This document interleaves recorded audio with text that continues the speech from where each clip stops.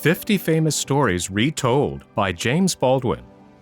Other Wise Men of Gotham. One day news was brought to Gotham that the king was coming that way, and that he would pass through the town. This did not please the men of Gotham at all. They hated the king, for they knew that he was a cruel, bad man. If he came to their town, they would have to find food and lodging for him and his men, and if he saw anything that pleased him, he would be sure to take it for his own. What should they do? They met together to talk the matter over. "Let us chop down the big trees in the woods, so that they will block up all the roads that lead into the town," said one of the wise men. "Good," said all the rest. So they went out with their axes, and soon all the roads and paths to the town were filled with logs and brush. The king's horsemen would have a hard time of getting into Gotham. They would either have to make a new road or give up the plan altogether and go on to some other place. When the king came and saw that the road had been blocked up, he was very angry.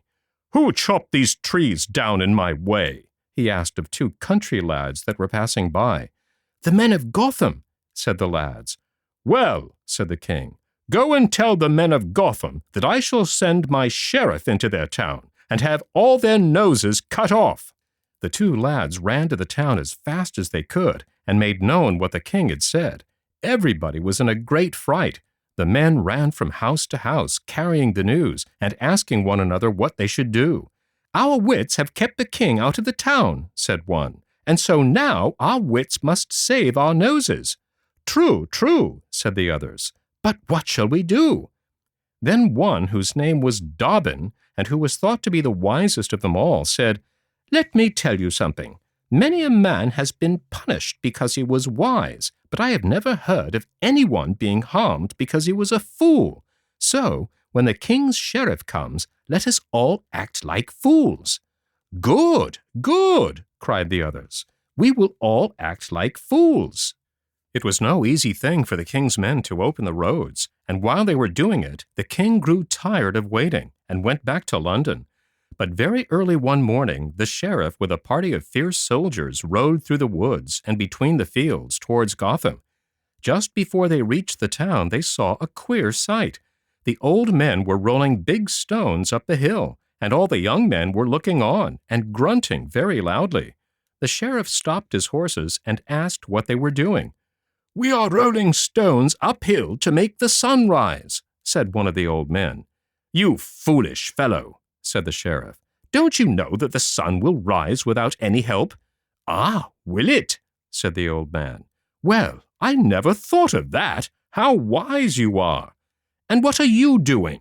said the sheriff to the young men. "Oh, we do the grunting while our fathers do the working," they answered. "I see," said the sheriff. "Well, that is the way the world goes everywhere," and he rode on toward the town. He soon came to a field where a number of men were building a stone wall. "What are you doing?" he asked. "Why, master," they answered, "there is a cuckoo in this field, and we are building a wall around it so as to keep the bird from straying away." "You foolish fellows," said the sheriff. "Don't you know that the bird will fly over the top of your wall no matter how high you build it?" "Why, no," they said. "We never thought of that. How very wise you are." The sheriff next met a man who was carrying a door on his back. "What are you doing?" he asked. "I have just started on a long journey," said the man.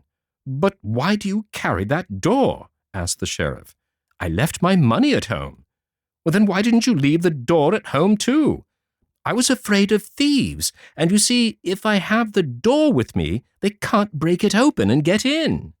"You foolish fellow," said the sheriff. "It would be safer to leave the door at home and carry the money with you." "Ah, would it though?" said the man. "Now I never thought of that. You are the wisest man that I ever saw." Then the sheriff rode on with his men, but every one that they met was doing some silly thing. "Truly, I believe that the people of Gotham are all fools," said one of the horsemen. "That is true," said another. "It would be a shame to harm such simple people." "Let us ride back to London and tell the king all about them," said the sheriff. "Yes, let us do so," said the horseman. So they went back and told the king that Gotham was a town of fools.